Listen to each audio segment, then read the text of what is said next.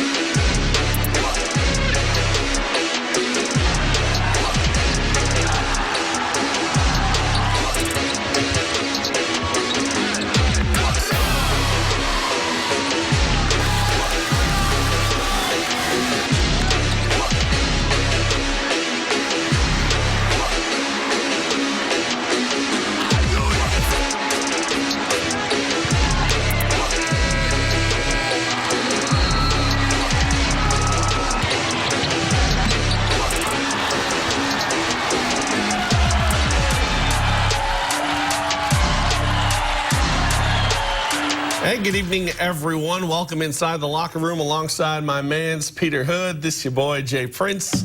Thanks for stopping by. You're supposed to make that cooler. I wrote that, your man's P. Hood. Like, I don't know. Jazz it up a little bit, man. Sorry. Continue. Normally, we begin our high school hoops segment with the boys, but this week, the unquestioned game of the night comes on the girls' side. Yeah, unquestioned. It seems like every time Homestead meets up with Southside, the two teams are playing for some sort of championship. That was certainly the case when they squared off in the holiday tournament title game a couple weeks ago. And although both teams still have several games left to play, tonight's rematch could very well decide who takes home the SAC's regular season crown. With that, we head to Reichert Gymnasium, 4A's 5th-ranked Spartans traveling to take on the Archers. Homestead got the better of Southside in that holiday tournament, and Sparty led by 11 at one point in the second half, but late third quarter, here come the Archers. J.C. Jones, always ready to shoot. 3 in transition, cuts it to 3. Fourth quarter now. Olivia Smith, so good with that basketball in her hands. 2 of her team high 18 on the night. Southside still down 3, but moments later they get it inside to Lamaya Woodson. Nice touch on the finish. That trims the deficit to 1 with about 5 minutes to play, but it was all Spartans from there. Sydney Graber picking apart the Southside double team. The future Central Michigan Chippewa makes it a 3-point game once again. And then it's fellow senior Riley Parker. You need a big triple late in the game. There's your girl right there, the Purdue Fort Wayne signee. And she wasn't done. Dad's got to like that, and he's going to like this too. It's Parker again, putting it away with another triple. That one puts the Spartans up 9. Homestead holds on to win 56-49, your final. You said it. We knew we were going to get their best shot. They're a very good team, well coached. We knew that this was going to be a battle tonight. We had to come in and be ready for anything.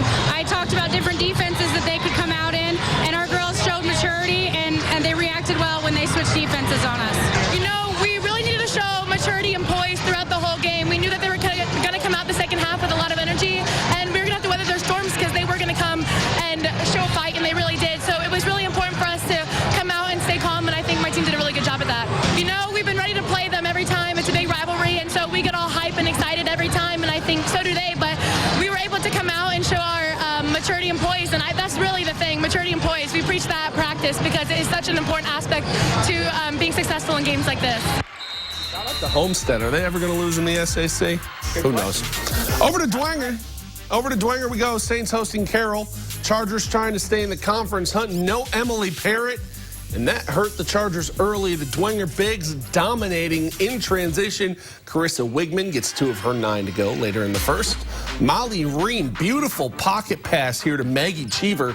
She led the Saints with 12. Dwenger holds Carroll to just 1 field goal in the first. In the second, they build on that lead. Reen pure from the corner. That's a long 2. She had 5. Saints go up 10. Carroll would finally break the lid off the hoop with under 4 to play in the half. Malia Williams, 3 of her team high 11. Floodgates open from there. Ooh, excuse me. Bless you. Carroll wins this one, 55-48. Bless you, my man. From one bishop to another, we head south to LUERS, Lady Knights, and Concordia. They're both trying to stay alive in the hunt for an SAC title. Picked this one up late first half. Cadets hanging tough on the road. Rhea Kaczynski, bucket plus the foul. She tied for a team-high 7 tonight. Concordia down just 5 at that point, but LUERS able to create some separation before the half. That's what they do on defense, force turnovers and a pair at the finish. She had 6 on the evening. Balanced effort for Bishop LUERS. Dory Javins led the way with 10 points, 9 rebounds, as the Lady Knights win a low-scoring affair, 44-28 the final. They're now 4-1 in league play, Jay Prince. Good for them. Next stop takes us up to Kilmer Court. Snyder girls, they're hosting Northrop. Bruins led big at half, and they were adding to it in the third. Tiana White gets the transition layup to drop. Game high 16 points from her. She's having a heck of a season. She really is. Later on, Jasmine Perry left wide alone on the wing. I think I could even hit that kind of a jumper. She Not the way drops you were it. shooting yesterday, earlier this morning, I should say. Then Kayla Warfield joins in on the fun. She gets a jumper. That puts the Bruins up 22. Peyton Gorman would do her best to keep the Panthers in this one. Gets the board and the bucket. But it was just way too much Northrop tonight. Destiny Jackson to the cup. She had a double-double, 11 points, 12 boards. Bruins cruise 44-28. You know what, though? When you step into your threes, those things are pure. Yeah. Pure, man. Our final girl stop in the SAC comes down on Winchester Road. That's where we find the Northside Legends taking on the host Wayne Generals. Not a lot of shot making in this one early. First quarter. Nice move here from the freshman. Anaya Hill gets into the lane, finishes with the little teardrop. A little bit later in the first, the freshman's not done. She's got a bright future ahead of her. These Wayne Generals are young, but darn it, they're playing hard. Hill for 3. Wayne takes a 4-point lead. Other end, Legends took them a while to get that first field goal. Comes with less than 3 minutes to play in the first quarter. Noelle Thompson nails the triple. It was a 2-point game at that juncture, but the Generals eventually pull away and win 47-29. A lot of free throws in this one, Jay Prince, which is why you're seeing that. We head up to Leo now. Oh, wow. NE8 action. Lady Lions hosting the Norwell Lady Knights early on. All Norwell. First quarter capped off with this buzzer beater from Lauren Bales. Leo would finally get some buckets on their end in the second quarter. Layup plus the foul for Caitlin Fry. A couple seconds later, Lions break the press and they score again. But it's just too much from Norwell tonight. We kind of, figured that Norwell's pretty good.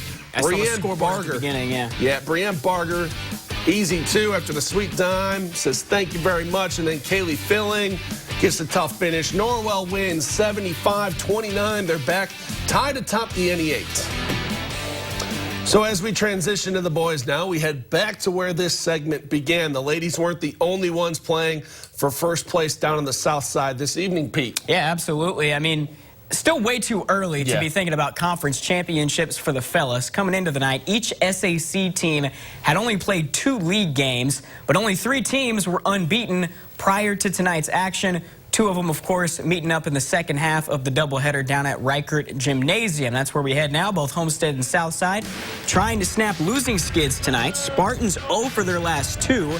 Archers losers of 4 straight, but the first bucket of the game belongs to the home team. DeJuan Parker steps into the long. See, that's what you look like when you step into those tray balls, man. He had that one with confidence. Archers take the lead, but they wouldn't have it for long. All Spartans the rest of the quarter. First, it's Alex Grinsfelder flexing inside. Strong move for the and one. He had 11 on the night.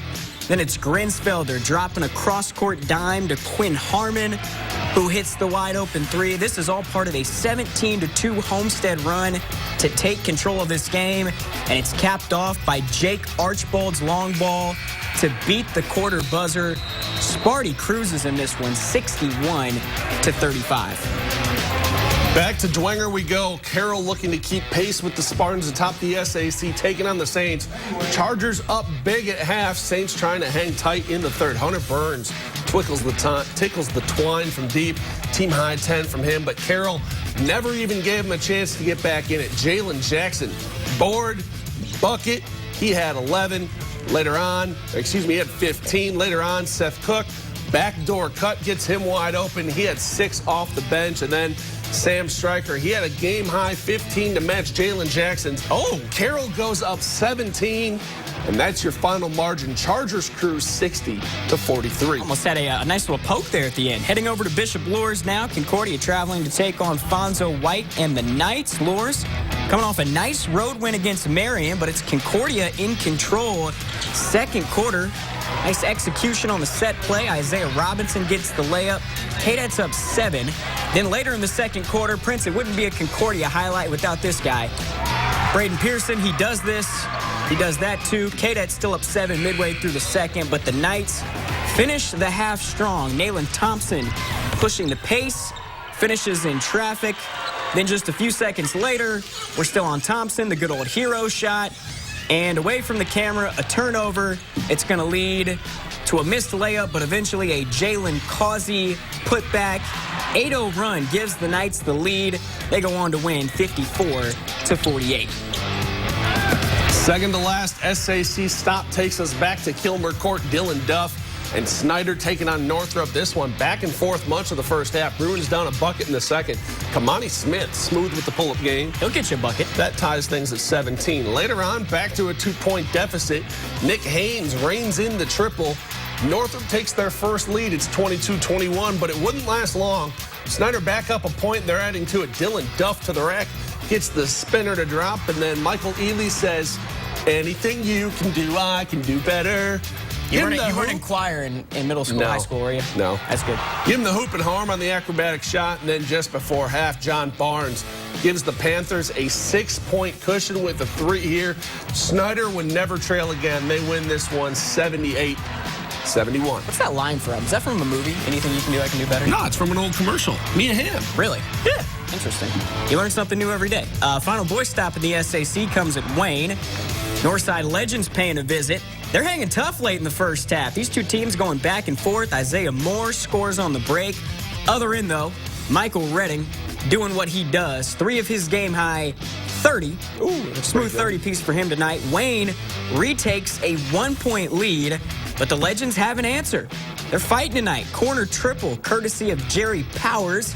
You can count that. Northside goes back on top. Ultimately, though, Wayne too much on their home floor.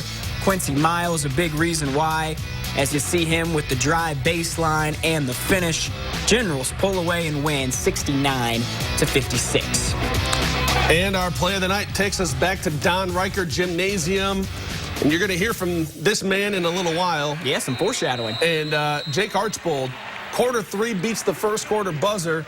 Southside and Spartans roll 61-35 tonight.